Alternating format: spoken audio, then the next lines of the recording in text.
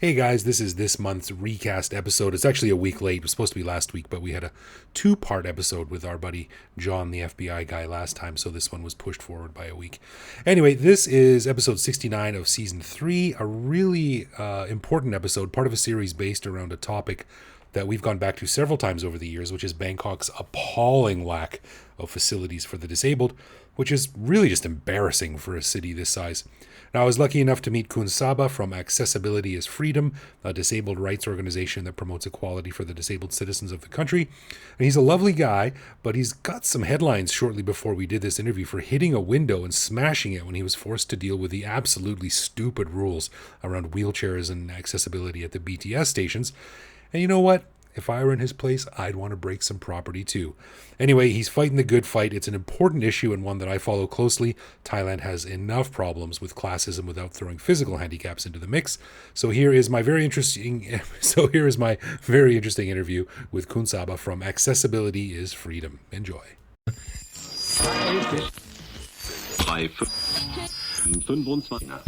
On this episode, we talk to Khun Saba, a disabled rights activist from Accessibility is Freedom, about his quest to make Thailand accessible for all.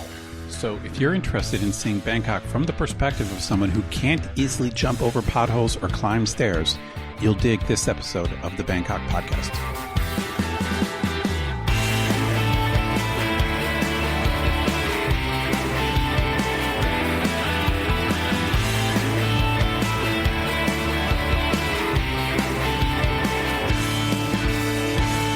Well, hello there, and welcome to the Bangkok Podcast. My name is Greg Jorgensen, a Canadian who felt the sweet, sweet relief of a 24-degree Bangkok winter and never wanted to leave.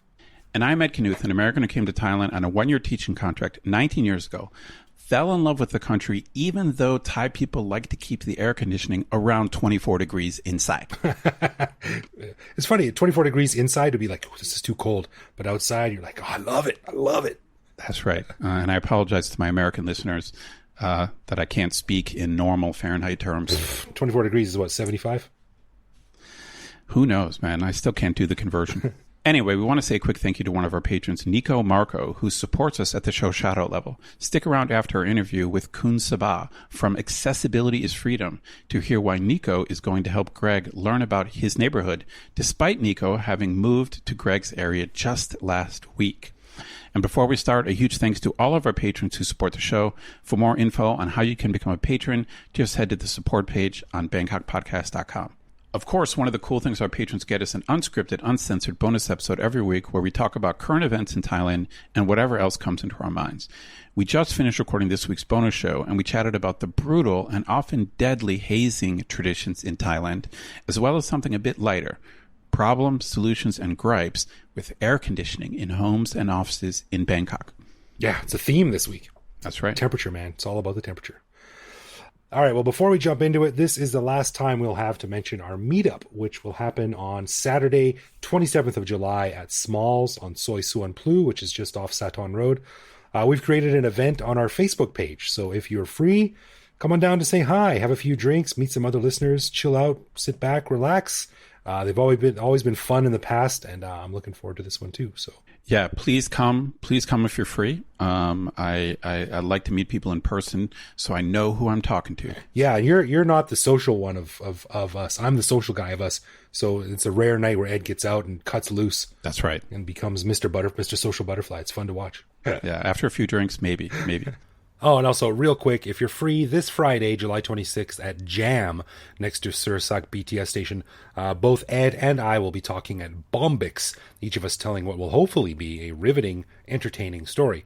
We both had fun doing it last time, and it's a really cool event and a great way to meet cool people.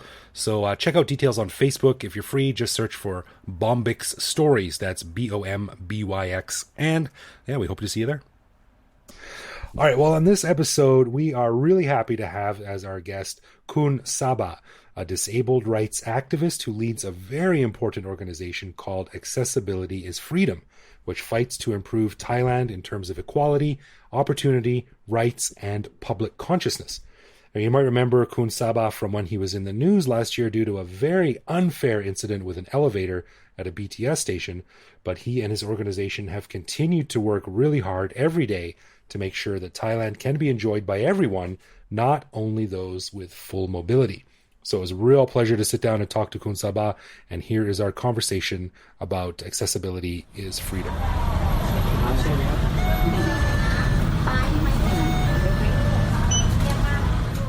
So we are here in a nice little meeting room at the back of a Starbucks. Very good room. At Central World with my new friend Khun Saba from Accessibility is Freedom, an organization that promotes equality, which is a great umbrella description of what it does. First of all, Khun Saba, thank you for coming on the Bangkok Podcast and welcome.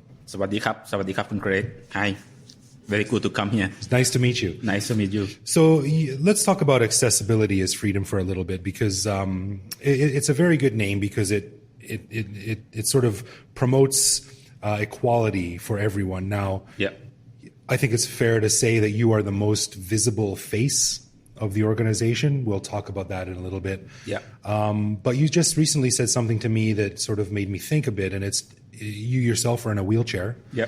But it's not only about people who are in wheelchairs, it's for everyone. So can you describe a little bit about the organization and why it exists and what it does? Yeah. Starting from myself, I got the polio since I was very young boy, and also I got an accident again when I was 24 years old. Uh-huh. So I have I be the people with disability twice. Oh, wow. Yeah, Okay. on top twice. And I learned by myself every trouble in the city, in my life, learning, growing, everything.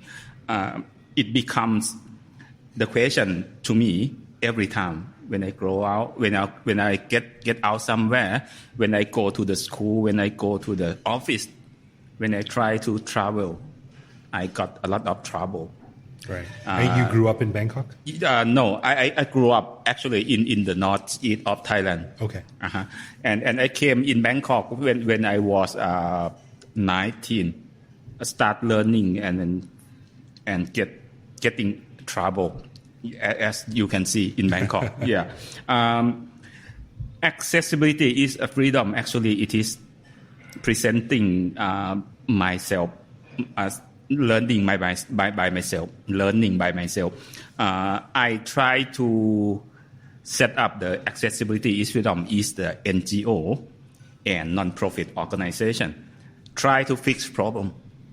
We try to fix the problem, and we aim to be the power to drive Thailand to be better in any situation. My job, as you can see, I try to fight for the accessibility to be better, and including also the responsibility of people in the social, in the city. We try to make the people better, because as you can see, if you are living in Bangkok, a lot of social problem around us. The motorcycle running on the footpath, Right. and many trouble, struggle. Affecting to all people. It is not only me. It is affecting to everyone.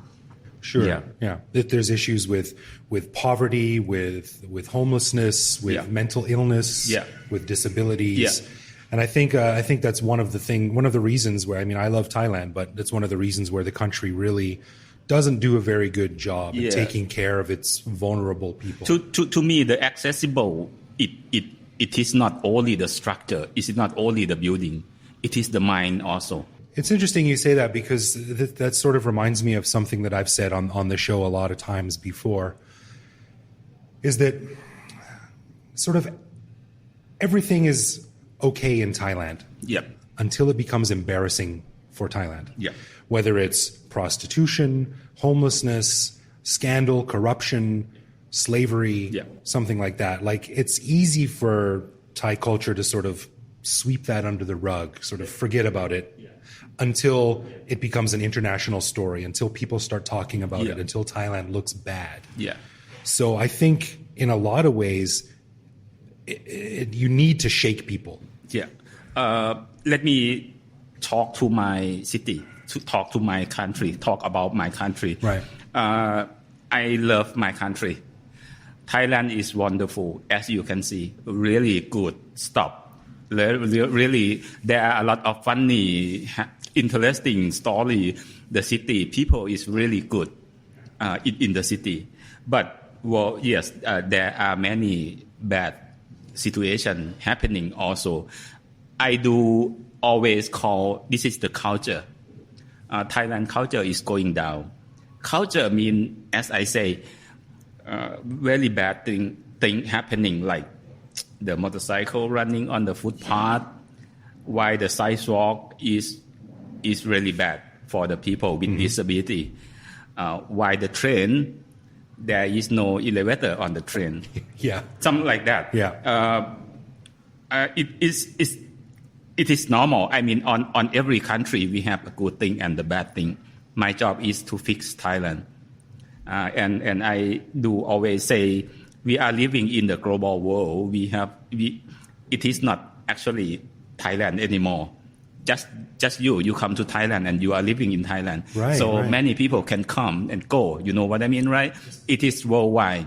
Especially now they're saying Thailand 4.0 and things like that. They want to push it forward. Yeah. But you can't just push some parts forward. You have to push the whole thing forward. Whole thing, the global. I look to the global work. We try to work. As you can see on my website, the accessibility is freedom.org. We do the 3 languages. That means that we try to speak to everyone as much as possible. You mentioned the elevators, and I have to talk about this, and you're probably sick of talking about it. Yeah. But some people might remember you from a year ago. A year ago. You were at a BTS station, and you wanted to use the elevator, and you couldn't because it was locked or turned off, and you got really angry, and you hit the wall, and you smashed a piece of glass. Yeah. And I'll tell you, when I read that story in the newspaper, I understood you. Yes. Because I've talked about this on the podcast before, and I turn into like angry Farang man sometimes. When something is so easy and it doesn't work, and I get so angry. So I really understand why you got angry.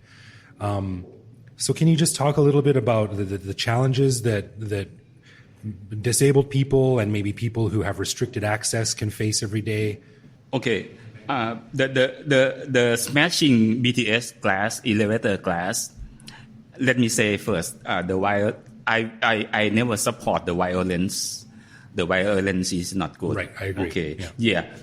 The guard, they told me to sign on the books or on the BTS Asoke, right? When you come into the office, the ticket office, if you pass by, you touch the sensor, right? Yeah. You just walk up in a minute. You can be in the platform floor. But on the people with disability, I have to tell to the agent, to the people that they works there where I'm going, and only one station that I have to sign. Every station, every system, I don't have to sign on. Only Asoke station, I have to sign. Oh, really? I asked them why I have to sign. They told me that they have to keep up the log somehow to check up how many people with disability pass by their station. Why? That makes no sense. I don't know. That's why I try to talk to them very politely on that time. Do I have to sign? Why I have to sign? Something like that. He said, oh, this is the BTS policy. I have to sign. And then finally, I try to negotiate with them. Finally, I just asked to talk to the manager. When the manager come, we talk together. I know him. He knows me. I asked him, what will happen if I don't sign the book? He said, if you don't sign, you can't go. Oh my God. You can pass by. It's just bureaucracy gone crazy. This is funny. This was really funny. I told him, okay, I don't want to be disabled anymore. I want to go to the ticket machine. I want to buy the machine. You know that we can travel with free. We don't have to pay. Oh, and disabled can travel. The government support us. Okay, we don't great. have to pay. Yeah. On that day, I told them I don't want to use my right, the disabled right. I don't want to be free. So I went to the ticket machine and I buy the ticket by myself. Yeah. And I came in. And just like that. And I was on, actually I was having, we are going to have the meeting very soon. But I was like very urgent to travel to see my friends. You were late. Yeah. Within 30 minutes, I have to be there. It is longer than 30 minutes already. Talk to the agents over there, and I got the ticket. I went into the area of the passenger area, and I was waiting at the front of the door on the elevator, and the elevator was locked with the glasses. Yeah, you know that, right? Yeah. On some station, they locked the door. Right. There was no agent anymore because they were been talking with me very long already, and they have to jump to do something else. You know what I mean, right? Mm-hmm, yeah. In a very peak time, maybe if I'm not wrong, it is around 7 p.m. something like that. Busy time. Yeah, busy time. I was waiting there more than 5 or 10 minutes. I can't remember. So I have to do something. That's it. So I just wake them up. They broke my right. I can't travel if I don't sign on the books. This is not good. No, this is not good. It doesn't make sense. Yeah. It's illogical. It's unnecessary. Yeah. And it's just adding an extra layer of friction. Yeah. And another day, when I went back to my home, and I post on my Facebook that I am going to talk to the media tomorrow. On that night. Yeah. And also a lot of medias come and interview me on Asoke Station. Yeah. And I talk everything that I going to prosecute them on everything that they don't fix. The BTS, they have problem, the elevator. They don't install the elevator. A lot of struggling in stations. When my son was born and he was still in the stroller. Yeah. I remember I was at Sapan Taksin, and there's no elevator in Sapan Taksin. And I got really angry because I was carrying him. I was carrying his diaper bag. That's it. Full of milk and water and whatever. Yeah. And I had to carry his stroller, and I got mad.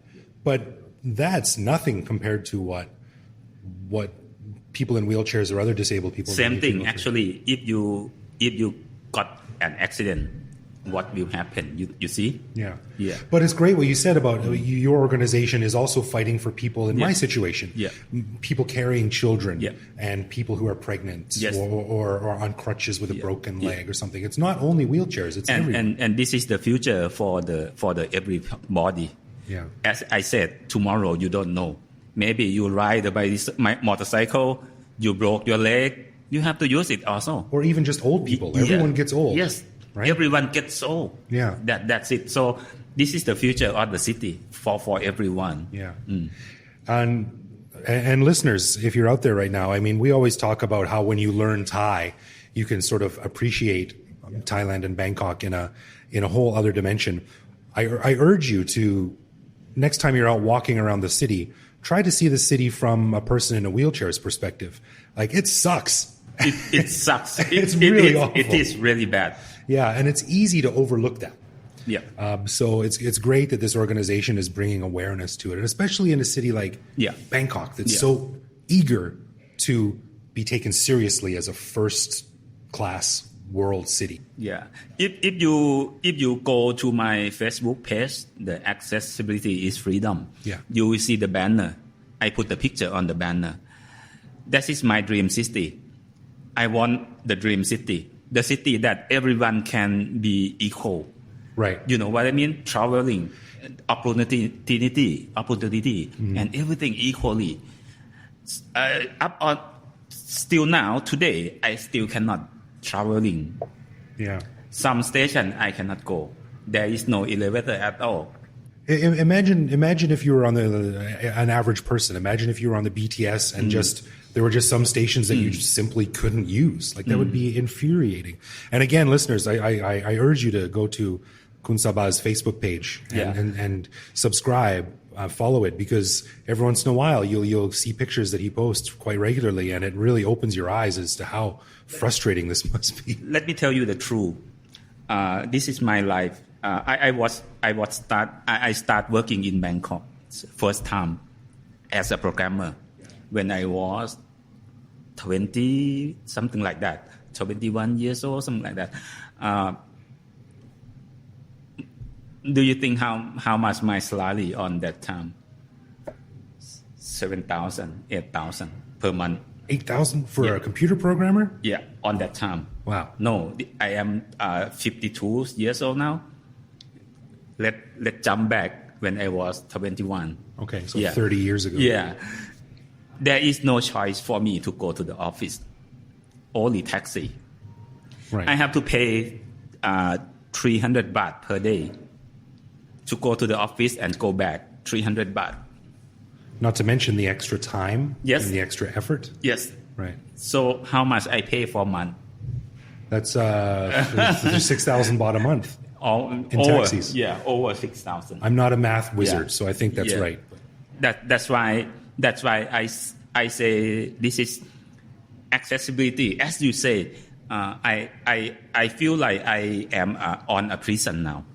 Right. I was locked down on a prison now. I can't go by myself. I can't be free. That's why I say accessibility is freedom. 30 years, well, things coming better.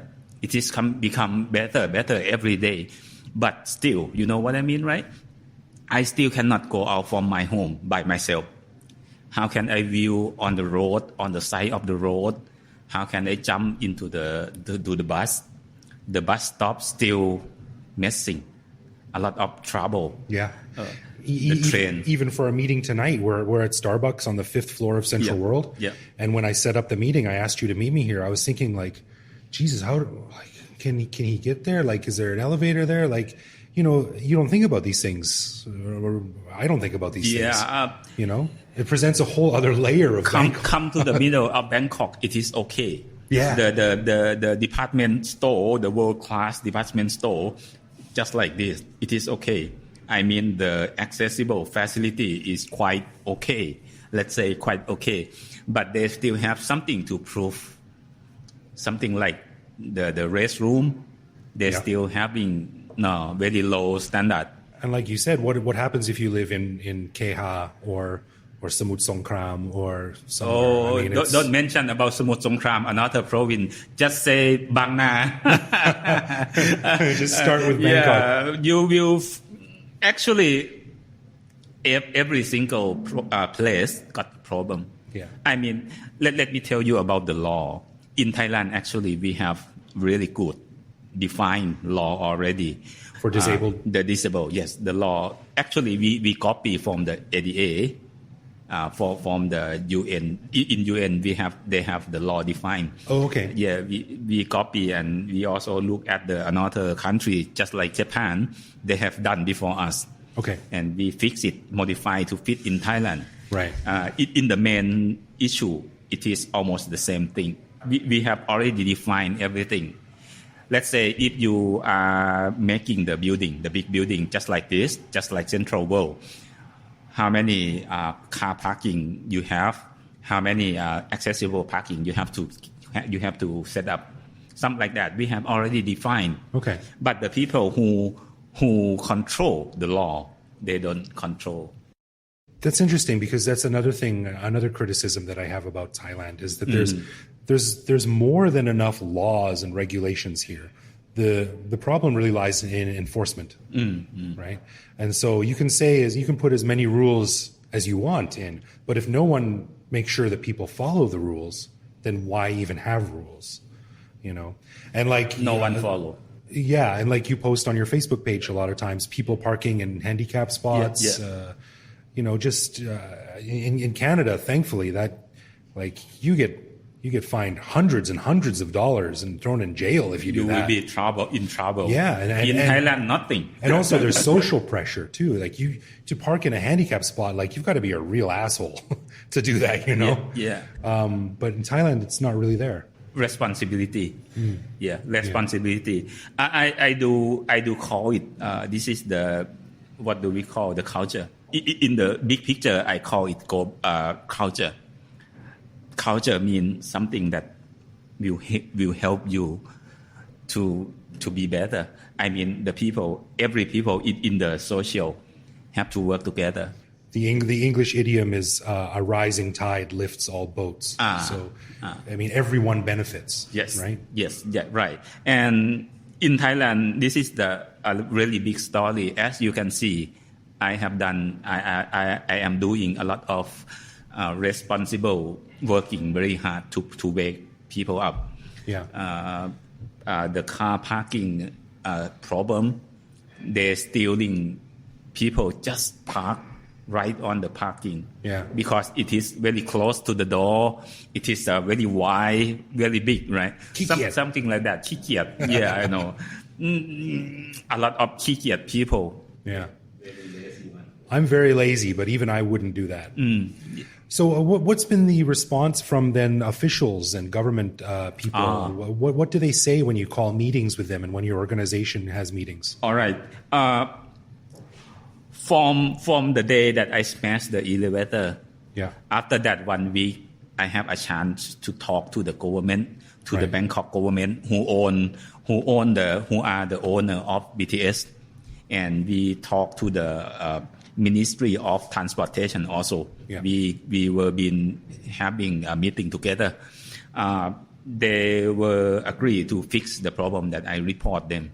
For example, the BTS, they have a lot of lack of installation. The elevator installation, they have to fix it. I told them, you have to put it on, otherwise I will prospect to you very soon. I will be back. Yeah, I will be back. Smash Yes, more doors. I told them just like that on the meeting.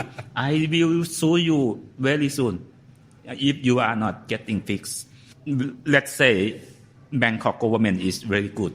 Also, they said they accept my call. They accept my what I said. Good. And finally, they prepare the budget very big, 320 ล้าน. 320 million. Something like that to put on the more elevator.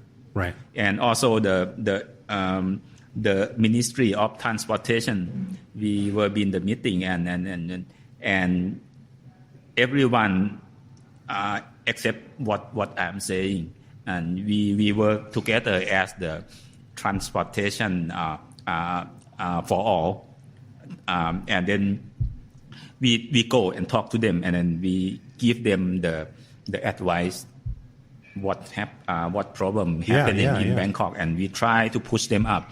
I do believe we should have something better on every day. It's so. Would you agree then that things are slowly getting better? Very slow. Yeah. Well, that's something. That is why the reason that I smashed the elevator. It is too slow. I want to see in my lifetime. You know what I mean, right? Yeah. It is too slow. 30 years already. Wow. 30 years already. And actually, I always say if they build the very big department, they spend only 1 or 2 years. Yeah. On the really big department store. How long has the elevator BTS issue been going on now? More than 20 years since BTS. The story of the accessible facility, we have been talking to BTS more than 20 years. BTS opened in 1999. That's 20 years ago. 70 years ago. Wow. Yeah. We have been talking a lot, and we sue them. We prospect with them, and we talk with them nicely. We give them everything.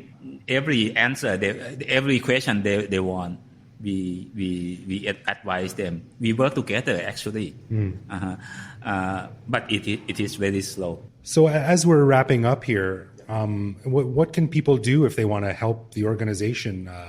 Where can they go and learn more? How can they help? As the accessibility is freedom. We are working as actually on my own, work on my own money also. I got lack of my budget. Yeah, I always say any movement costs money. When I go to meeting with the government, I use my own money. Right. If I get more money, that means the more move I can do. We are working on our own on the accessibility is freedom. There are some people support us by giving the money. I want to clarify first. I want to be Mr. Clean Hand. You know what I mean, right? Yes. When you give me 100 baht, so I have to put on the transaction. I open the transaction. You can see everything. The money come, money goes. How I use, how I spend the money. I think we are going to spend a lot of time to make the better city, to change the people's mind, to make more responsible, to fix up the accessible facility in Thailand. It is a big story, and I have spent already over 4 years. My job is to speak very loud as I can. Just like you, I come here. I really thank you that you advise us to come. Oh, the pleasure is ours. Yeah. So we try to make a friends. We try to speak very loud. I do use the YouTube and also Facebook Live to do a lot of activity. Yeah, I saw. Before we even talked on email, I was watching one of your live streams on Facebook. Yeah. They're great. The live is on Thai, but when the foreigner come, I can speak English, okay. No problem. I can practice my Thai too. You can listen to Thai also. Yeah. Most of things that we want is money. We want, yes, but the more important is we want people to join us. Mm-hmm. I want to grow good people in the society more and more every day. You know what I mean, right? Yeah. And I would say too that it's also the least people can do is follow your Facebook page. Yeah. I think just increasing visibility is a big thing. Like I said, in Thailand, that's what gets things done a lot of times is when something that's wrong becomes very visible, then it gets fixed. Within 4 years of working, we fixed a lot of many things, as you can see. Yeah. Before, there is no parking lots, almost none of accessible facility. Right. I woke people up. And then today, we have a lot of accessible parking all around country, all around Thailand. And sometimes you see a women-only parking lots or women-only buses. You know, it's all part of the same, making sure that everyone is treated equally and has the same access to safety and resources and transportation. So it's a great cause. So listeners, head over to the Facebook page, Accessibility is Freedom. Follow that page. It's entertaining, and it really opens your eyes to some of the difficulties that some people who live in Bangkok see that people who are fully able to get around don't really see. So, yeah. Khun Saba, thank you so much for coming on the show. We wish you the best of luck, and we'll have you back again to talk about this some more. Thank you, Khun Greg. สวัสดีครับ สวัสดีครับ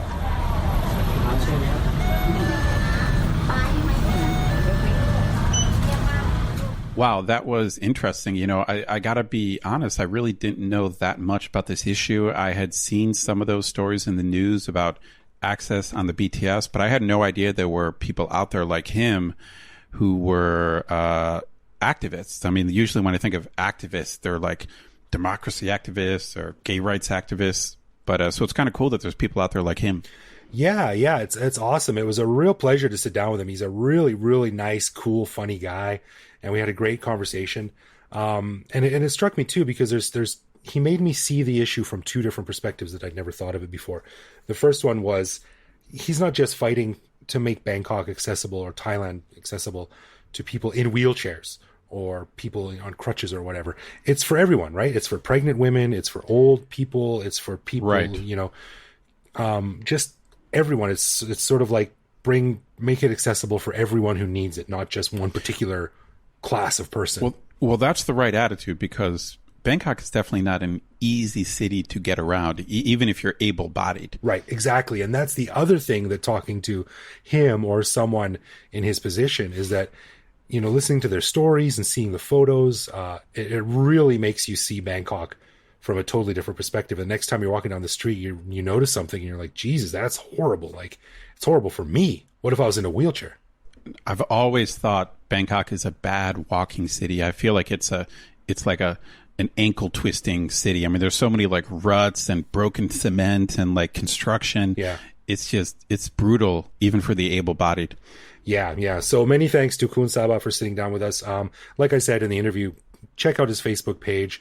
Help his organization if you can. He works really, really hard to make a difference for everyone. So kudos to him and much continued success. We'll have him back on again because it was really cool talking to him. Excellent. All right, let's get into some love, loathe, or live with, where one of us surprises the other one with a particular aspect of living in Bangkok, which we then discuss and decide if it's something we love about living here, loathe about living here, or have come to accept it as just a part of the crazy tapestry of Bangkok. And this week, man, it's up to you. Okay. This is something I thought of last week when we did our show on dengue fever and mosquitoes. All right. So, Greg, what do you think about the ubiquitous Thai electronic fly swatter things? Those things. Because I've got my own opinion. I've got a strong opinion about these, but I'm not going to say what it is until you give me your opinion on those things. I love them, but I think they're overused. I mean, my mother-in-law walks around this thing like she's swatting at ghosts, just like randomly hoping to hit something.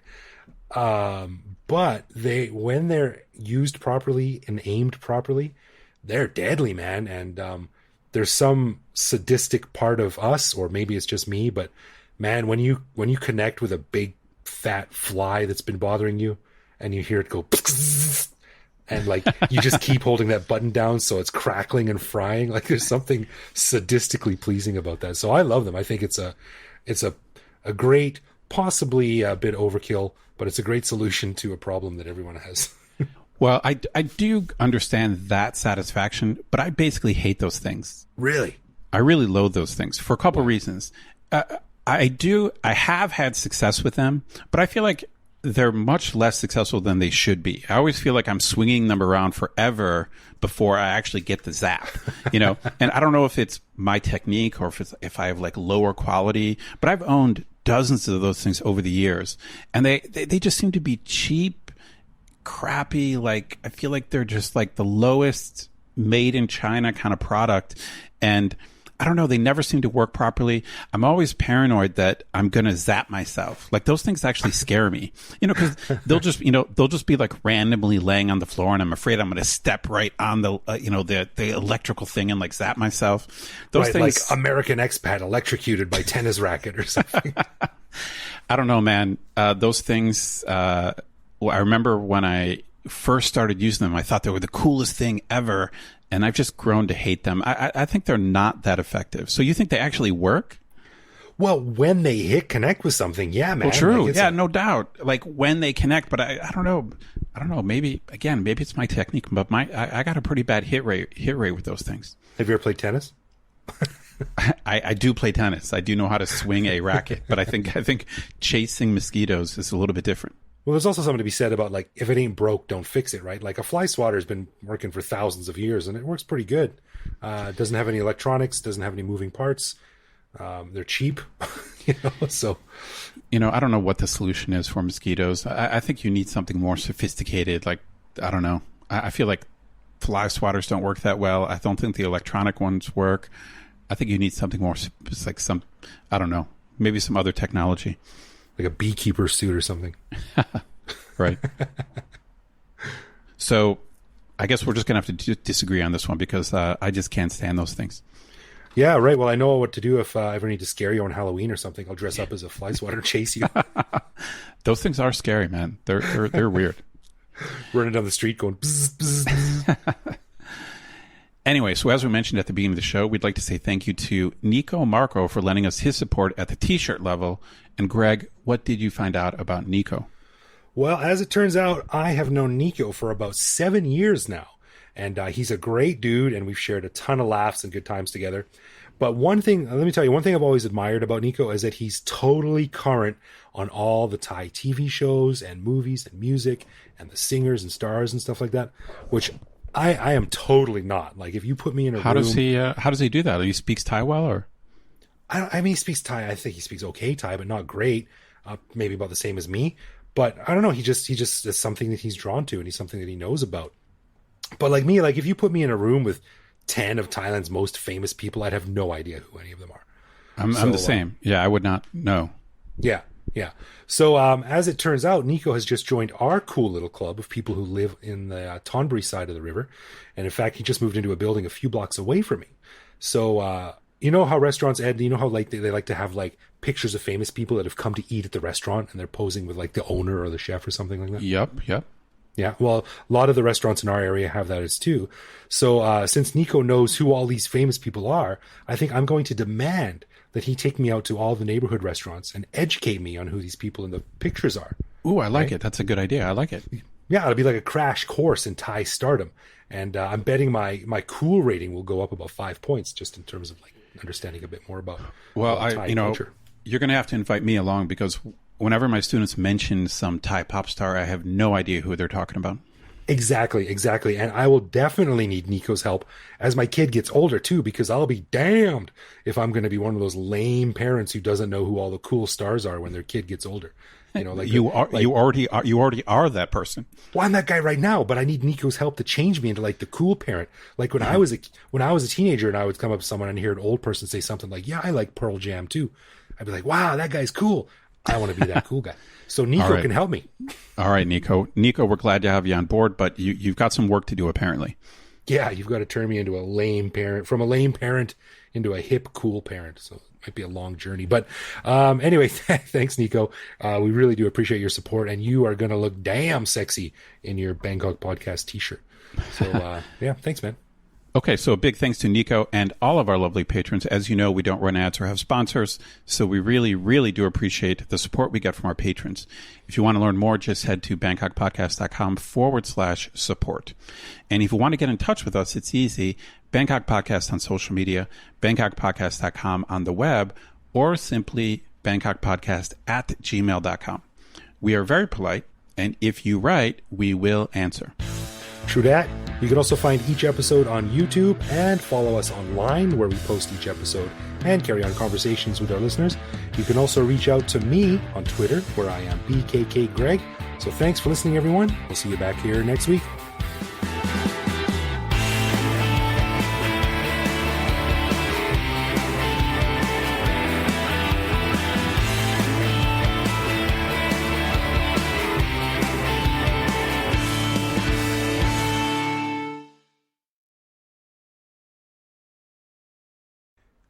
Team America is pure genius. You know, I've only ever seen I've seen most of it, but only in bits and pieces here and there. I've never sat down and watched the whole thing. It's so ridiculous and over the top. You got to watch it, dude. And the Kim Jong-il. I'm so Ronery. It's so perfect. It's just great. I sent that to a coworker the other day. I said, because he moved to a new seat, and I sent him a message and I said, "I'm so Ronery," and he's French and he didn't understand that, and he wondered if I was having a stroke or something. So what are you doing? Are you okay? What's going on?